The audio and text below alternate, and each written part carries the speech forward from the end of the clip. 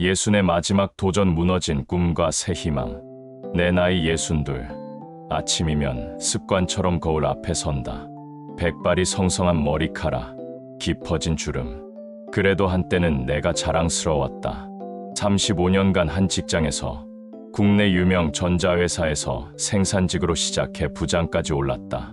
한 회사만 바라보며 달려온 인생이었다.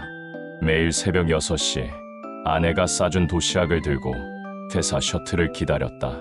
여보, 오늘도 힘내. 아내의 따뜻한 배웅이 늘 힘이 됐다.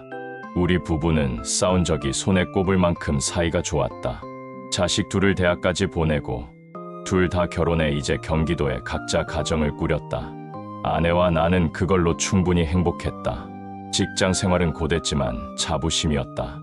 생산직에서 시작해 성실함으로 인정받았고 임원까지 올랐다. 후배들은 형, 이렇게 살면 후회 없겠어요 라며 칭찬했고 사장님도 내게 신뢰를 보냈다.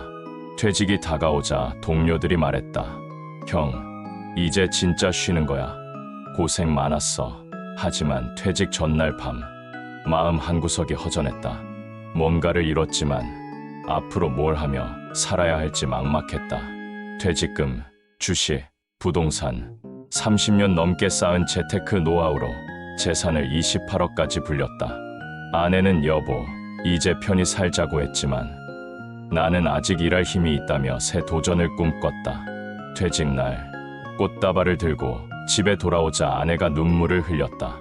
여보, 정말 고생했어.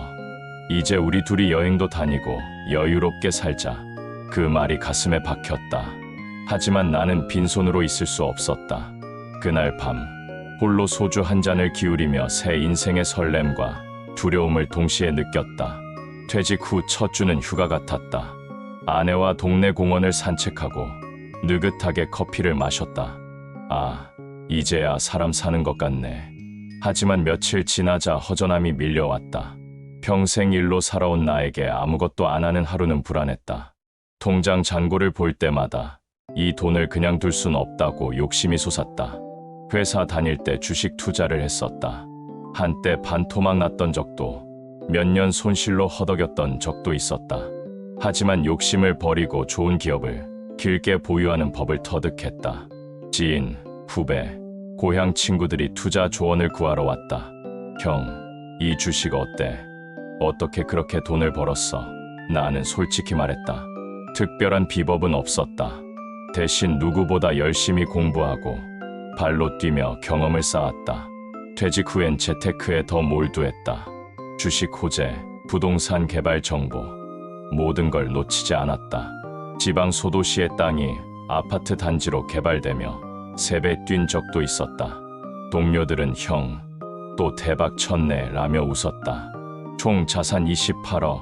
아내는 여보, 이 정도면 평생 걱정 없어. 이제 그만해라고 했다. 하지만 내 마음엔 여전히 도전의 불씨가 남아 있었다. 여보, 딱 한 번만 더. 이번에 제대로 투자하면 진짜 그만둘게. 아내는 고개를 끄덕였지만 눈빛엔 걱정이 스쳤다. 나는 전 재산과 신용을 모아 꼬마 빌딩에 투자하기로 했다. 이 선택이 내 인생을 송두리째 바꿀 줄 그땐 몰랐다.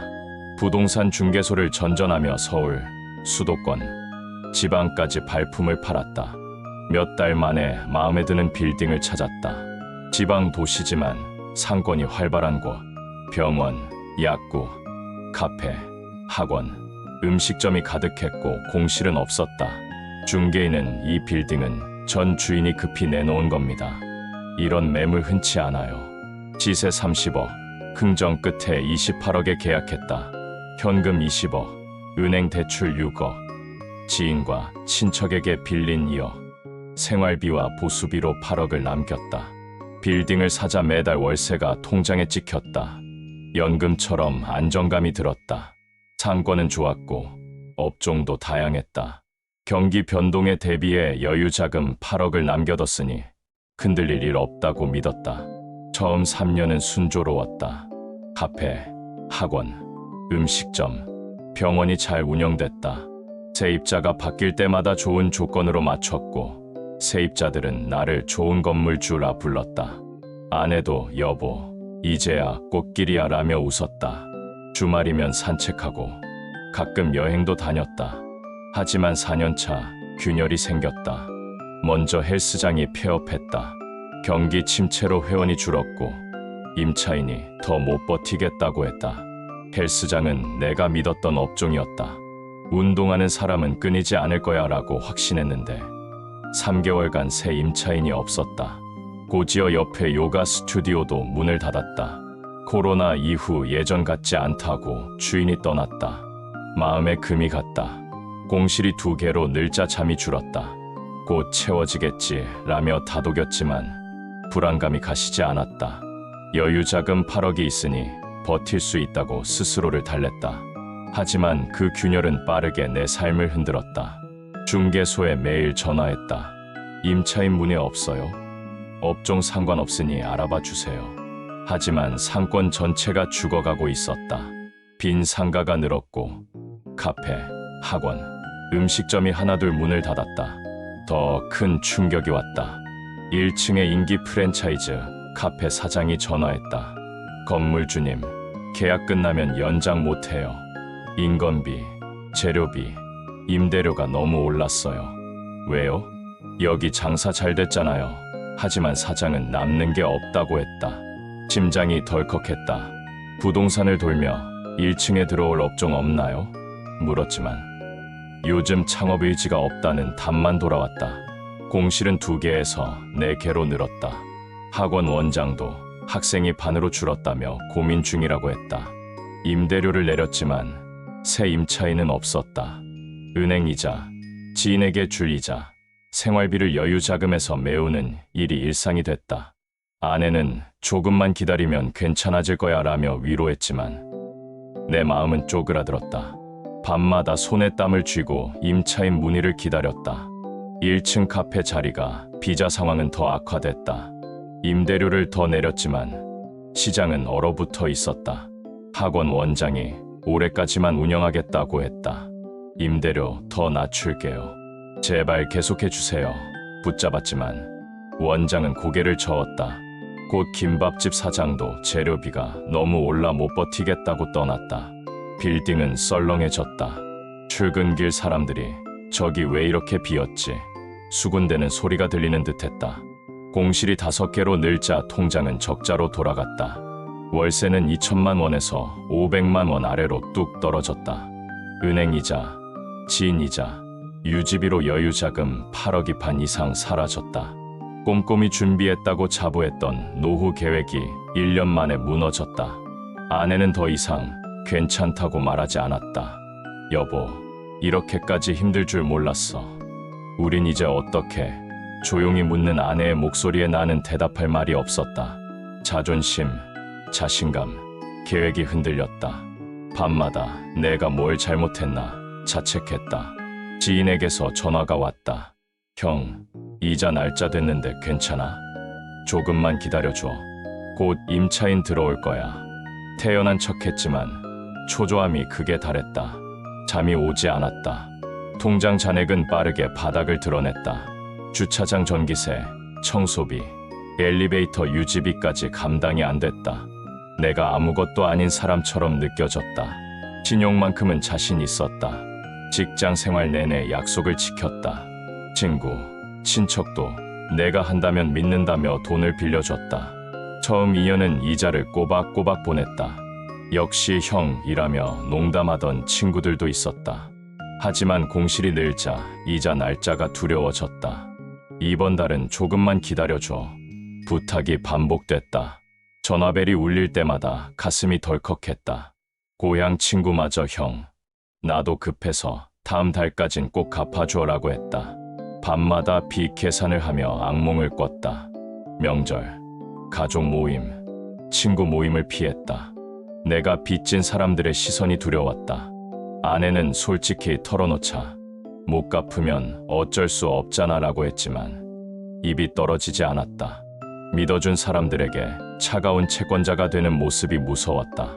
전화, 문자 알림마다 숨이 막혔다. 한때 밝게 인사하던 관계가 돈 언제 갚냐? 로 변했다. 내가 떳떳하지 못한 사람이라는 걸 처음 인정했다. 아내의 얼굴에서도 웃음이 사라졌다. 밥상 앞에서 한숨만 쉬고 밤이면 뒤척였다. 연체 안내 문자, 은행 전화에 더는 태어날 수 없었다. 어느 날 아내가 말했다. 여보, 이렇게까지 살아야 해. 우리 그냥 이혼하자. 평생 함께한 아내가 이런 말을 할 줄 몰랐다. 당신 잘못 아니야. 하지만 더는 못 견디겠어. 아내의 눈엔 절망이 가득했다. 이혼 절차를 밟겠다고, 딸이 있는 경기도로 가겠다고 했다. 나는 붙잡지 못했다. 내가 불행의 시작이었다. 한때 남부럽지 않던 우리 가정. 노후의 꿈이 허무하게 무너졌다. 이혼 이야기를 나눈 밤. 홀로 집에 남아 깊은 한숨을 쉬었다. 낯선 정적이 감돌았다. 딸, 아들, 아내까지 떠나고 나는 빈집에 홀로 남았다. 딸이 가끔 전화해 아빠, 힘드시죠? 라고 물으면 괜찮다고만 했다. 하지만 현실은 전혀 괜찮지 않았다. 통장은 마이너스, 적금, 보험까지 빠져나갔다. 스트레스와 불면으로 몸이 망가졌다. 병원에선 고혈압, 당뇨, 스트레스성 질환을 진단했다. 이러다 큰일 난다고 의사는 말했다. 하지만 마음을 편히 갖는 법을 몰랐다. 밤마다 천장을 보며 어쩌다 이렇게 됐나 자책했다. 가족 사진, 아내와의 여행 사진을 볼 때면 눈물이 났다. 그때 그 결정을 안 했으면 후회만 맴돌았다. 희망, 꿈이 가물가물했다. 거대한 빚, 텅 빈 집, 병든 몸, 무너진 가족. 노년의 시간이 깜깜했다. 빌딩을 살 땐 모든 게 완벽했다. 월세는 연금 같았고 아내와 여행, 손주들을 돕는 꿈을 꿨다. 자식들은 아빠, 이제 쉬세요라며 웃었다. 내가 성공했구나 뿌듯했다. 친구들은 너처럼 준비한 사람 드물다고 부러워했다. 실패는 생각지도 않았다. 상권은 좋았고 지역은 발전 중이었다. 하지만 순조로운 감각이 불안을 키웠다. 혹시 무슨 일이 생기면 스치는 불안감을 무시했다.